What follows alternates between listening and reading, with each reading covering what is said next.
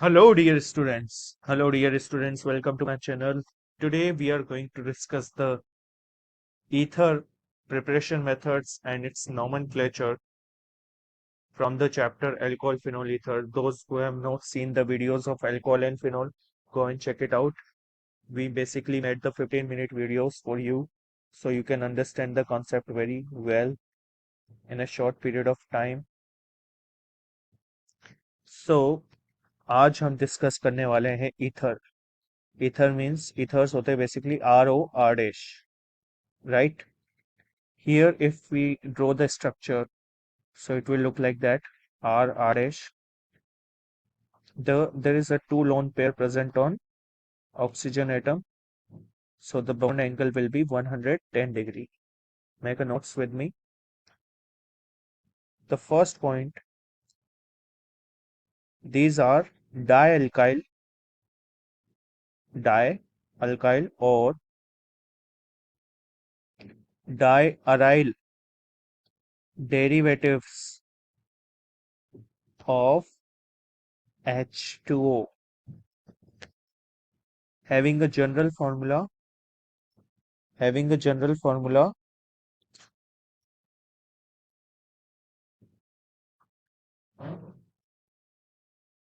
CnH2n plus 2O.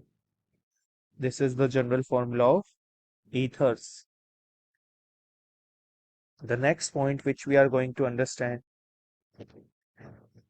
the next point is ethers are called simple ethers. Simple ethers कब कहते हैं इन्हें? जब दोनों साइड सेम अराइल और अल्काइल ग्रुप लगे हो. मींस जो ROR है ना, अगर इसमें दोनों साइड सेम है तो सिंपल ethers कहते हैं उन्हें. अब ये अल्काइल ग्रुप भी हो सकता है और अराइल ग्रुप भी हो सकता है. एग्जाम्पल देखिए, अगर C2H5 तो दूसरी साइड भी क्या होना चाहिए? C2H5. या अगर एक साइड C6H5 है फिनाइल तो दूसरी साइड भी क्या होना चाहिए? C6H5. तो ये सिंपल ईथर्स कहते हैं इन्हें. ठीक है. Ethers are also known as mixed ethers. तो मिक्स्ड ईथर क्या होंगे? जब आपके दोनों तरफ डिफरेंट ग्रुप लगे हो. फॉर एग्जाम्पल CH3O C6H5, अगर हम इसको ड्रॉ करें तो बहुत फेमस है ये OCH3. Can you name it? Anisole. It is known as anisole. It is a type of mixed ether. ठीक है. आइए बात करते हैं नोमेनक्लेचर की. नोमेनक्लेचर मतलब नेमिंग ऑफ द कंपाउंड कैसे करना है आपको ईथर का. तो ethers are named as alkoxy alkane. क्या नेम किया जाता है इन्हें? Alkoxy alkane. Like share subscribe कर दो चैनल को अभी. जिसमें अल्कोक्सी कौन सा होगा? अल्कोक्सी वो होगा जिसका less number of carbon alkyl group जिस साइड है.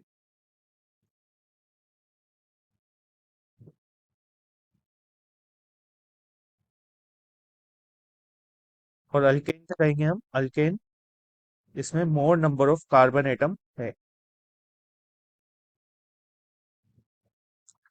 जिस अल्काइल ग्रुप में. ठीक. तो एग्जांपल से समझ लेते हैं इसको. सपोज हमारे पास सिंपल ईथर है. सिंपल ईथर मतलब C2H5O C2H5. तो इसका नेम तो सिंपल है, इथोक्सी. एक तरफ इथेन है तो इथोक्सी, और इथेन दोनों तरफ इस तरह से नेम हो जाएगा. लेकिन अगर कंपाउंड इस तरह से होता, ठीक है, CH2 CH2 CH3. नाउ आप कंफ्यूज मत होना, ये लेस नंबर को हम पहले नेम करेंगे विच इज मिथोक्सी. और यहाँ पे 3 कार्बन है तो प्रोपेन, तो मिथोकी प्रोपेन. ठीक है. इसमें और एग्जांपल ले लेते हैं हम. थोड़ा सा टफ एग्जांपल मिल सकते हैं हम. जैसे कि चेन वाले कंपाउंड्स देख लो आप. CH3 CH2 O CH2 CH CH3 CH3. ठीक है.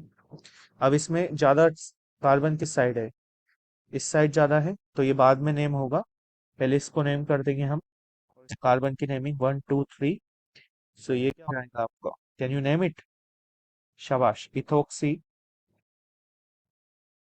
और 2 methyl propane, 2 methyl propane, ethoxy 2 methyl, तो this is ethoxy and this compound is 2 methyl anisole which is also called methoxy benzene, वो आप लिख सकते हो। जैसे अगर हम एक यहाँ पे बना देते हैं जल्दी से कंपाउंड, यहाँ पे आपका O है और ये ऐसा है, तो ये कौन सा ग्रुप है, इथेन, तो ये हो जाएगा इथोक्सी और बेंजीन। 2 कार्बन है ना यहाँ पे, इस वजह से इथोक्सी बेंजीन। चलिए एक टफ भी कर लेते हैं, सिस ट्रांस जिसमें इंक्लूडेड हो। Suppose you have benzene ring here, O,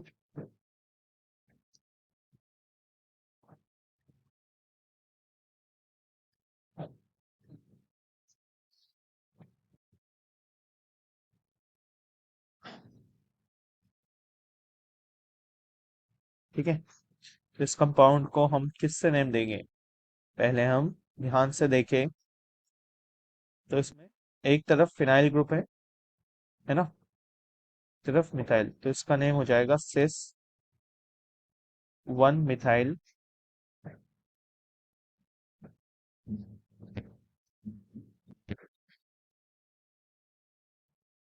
3 phenoxy cyclohexane,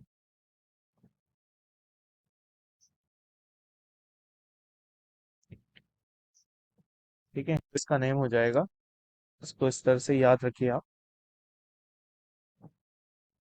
okay,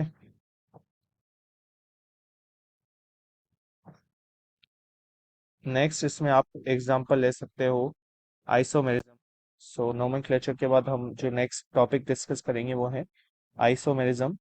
isomerism shown by ether basically, और आपने इसका नेम भी सुना होगा, यहाँ पे मेटलिज्म होता है बेसिकली। मेटलिज्म मीन्स क्या, तो ईथर्स जो है are functional isomer of alcohol, functional isomers of alcohols, and they show metamerism. जैसे कि suppose you have compound C2H5O, C2H5 right, and दूसरा कंपाउंड है आपका CH3CO, CH2 तो ये हो गया आपका, क्या हो गया, मेटामर्स, आपस में क्या हो गई, ये मेटामर्स। और सेकंड ये शो करते हैं आपके फंक्शनल आइसोमेरिज्म, जैसे कि 66H5CH2OH, ये आपका अल्कोहल है, इसको ऐसे भी बनाया जा सकता है 6H5OCH3, तो ये दोनों कंपाउंड आप देख सकते हो, एक अल्कोहल है और एक आपका ईथर है, और दोनों क्या शो कर रहे हैं, आपका functional group isomerism, functional isomerism. तो ये मेटामेरिज्म शो करते हैं और फंक्शनल आइसोमेरिज्म। मेटा मतलब क्या, कि एक ये चेन कार्बन कम होकर दूसरे में अटैच हो गया, देख सकते हो आप, तो इसका नेम है इथोक्सी इथेन, और यहाँ पर मिथोक्सी प्रोपेन, बट दोनों का जो मॉलिक्यूलर फॉर्मूला सेम ही है, ठीक है। तो ये सब है, आइए डिस्कस करते हैं मेथड्स ऑफ प्रिपरेशन पे, वही सबसे इंपॉर्टेंट होता है चैप्टर में किसी भी ऑर्गेनिक के, मेथड ऑफ प्रिपरेशन ऑफ। सो जो फर्स्ट मेथड रहेगा इसमें, Williamson synthesis, very very useful method. Williamson synthesis से आप किसी भी टाइप का ईथर बना सकते हो, एनी टाइप, सिंपल हो, मिक्स्ड हो, एरोमेटिक ethers हो, any kind of ethers can be prepared by this method. Okay, so what we need to do in this method, Rx, alkyl halide is treated with sodium alkoxide, RONA, in the presence of magnesium. Heat the compound, it will give ether ROR, plus NaX. So what did I say? Alkyl halide is treated sodium, remember that, sodium alkoxide.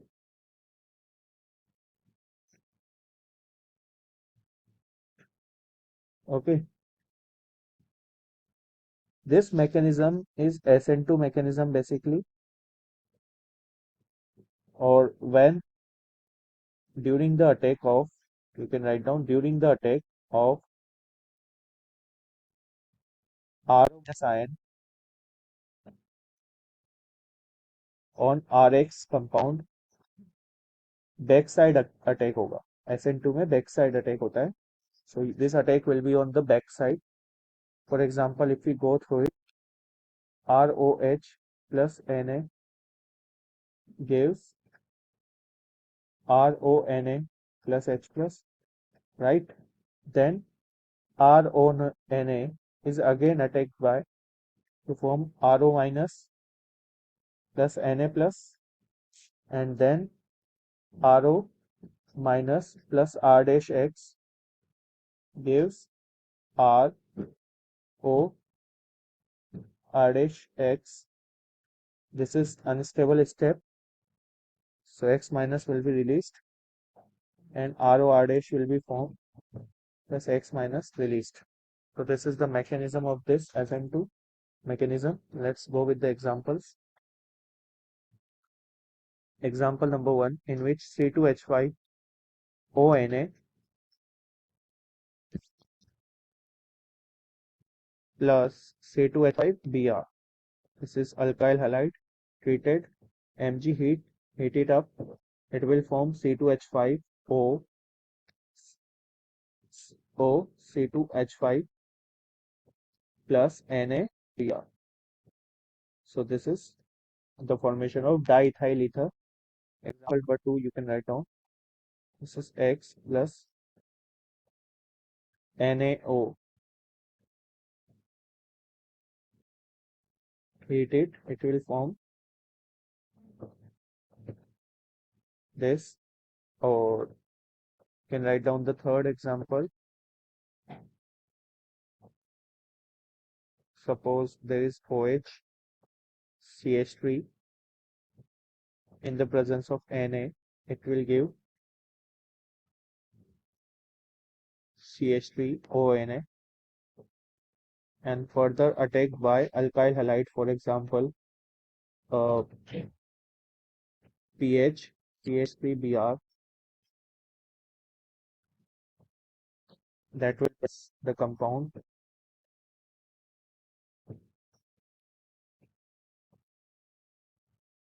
CH3O CH2 pH. pH stands for phenyl. So this is the reaction. Okay.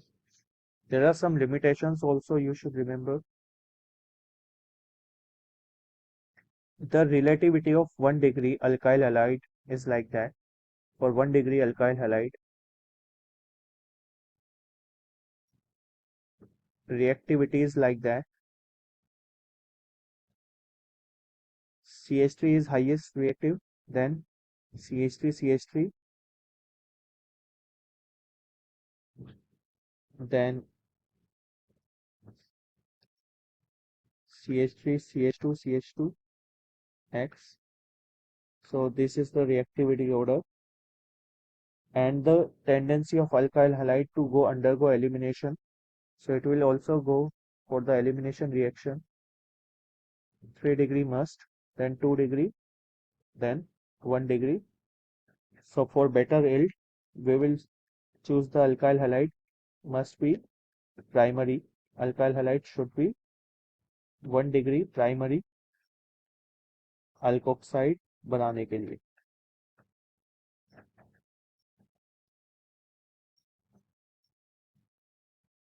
And alkoxide जो हम ले रहे हैं सारे, alkoxide should be secondary और tertiary.